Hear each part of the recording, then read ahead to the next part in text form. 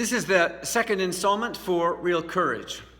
We're dealing with the question of how we can be men and women of faith, and yet at the same time, in our circumstances, be overwhelmed by anxiety and fear.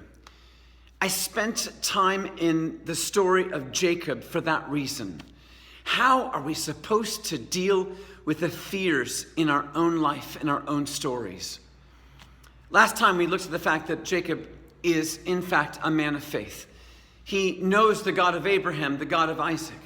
He met him at Bethel in Genesis 28. During the years of exile with Uncle Laban, time and time again, we see the Lord engaging Jacob, Jacob engaging the Lord. He's a man of faith. Number two, he's a man of character. At the end of Genesis 31, he testifies to Laban of the godly character and how he dealt with his uncle, even though he was mistreated so many times. A man of character, a man of faith. And yet, he's also a man with a past. What do I mean by that? I mean this, that the Lord had promised Jacob the blessing of Abraham, the blessing of Isaac would come upon him. But when Isaac, his father, decided it was time to give the blessing to Esau, Rebekah, Jacob's mother, and Jacob decided to go in and deceive Isaac, who was dim of eye, couldn't see. And Genesis 27 marks out that moment when Jacob took the blessing by deception. When Esau finally came back and realized it, he was in anguish, he was in torment.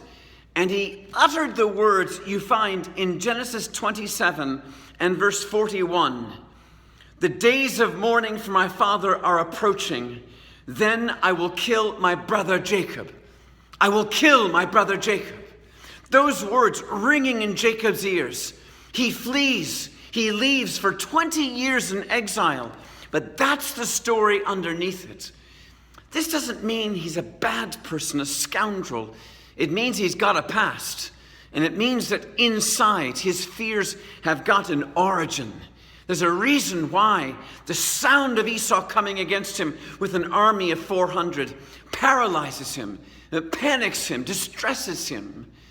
And that's why I wrote this story. What panics us most? What gets us most afraid? The irrationalities of fear. They grip us, they hold us. What is it for us? That's why I wrote this story. We've got to come to terms with it and ask Jesus to reveal it to us. Let that be our prayer.